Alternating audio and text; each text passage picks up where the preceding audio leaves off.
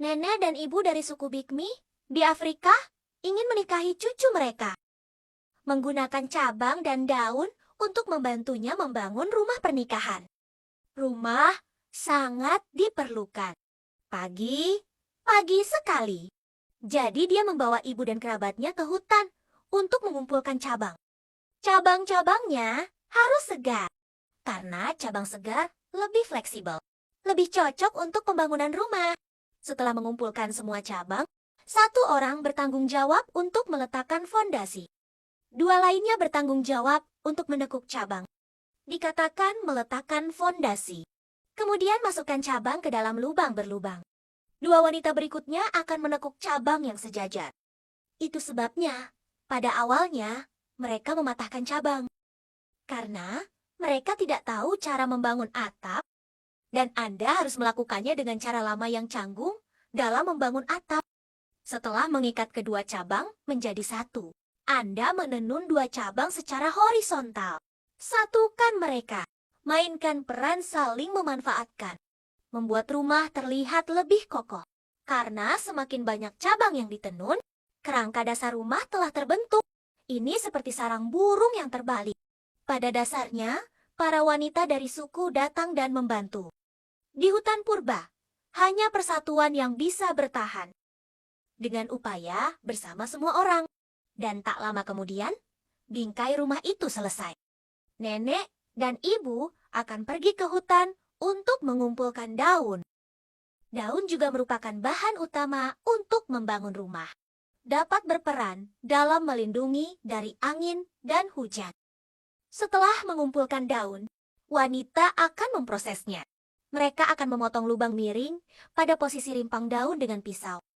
Pekerjaan miring ini akan tergantung di cabang bila digunakan dengan benar.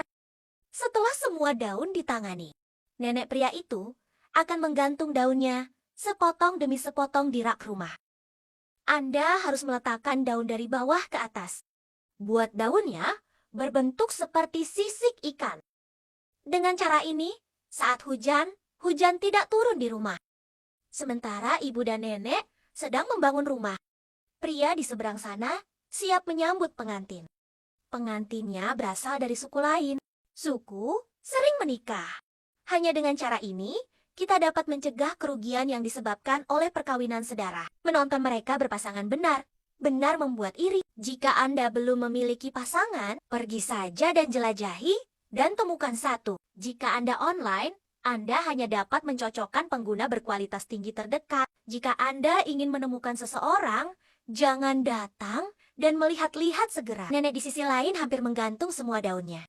Dibutuhkan sekitar 1.000 hingga 2.000 daun untuk memindahkan rumah seperti ini. Ini juga merupakan bagian rumah yang paling memakan waktu. Berhati-hatilah selama periode tersebut. Tidak bisa meninggalkan celah apapun. Jika ada celah saat hujan, air akan berbaring di sepanjang celah. Mereka juga mengambil beberapa tanaman yang lebih lama dan menekannya di atas. Itu bisa memainkan peran tertentu dalam memperkuat untuk mencegah rumah tertiup angin pada hari-hari berangin. Setelah semua tanaman disingkirkan, rumah hampir 80% selesai. Selanjutnya, nenek akan membangun wajah depan untuk rumah. Karena pintu masuk rumah terlalu besar, menjadi sangat berbahaya untuk tidur di dalamnya di malam hari. Semua jenis hewan keluar untuk mencari makan di malam hari di hutan hujan. Jika pintu masuk terlalu besar dan orang tidur terlalu nyenyak, situasinya akan sangat berbahaya. Jadi sangat penting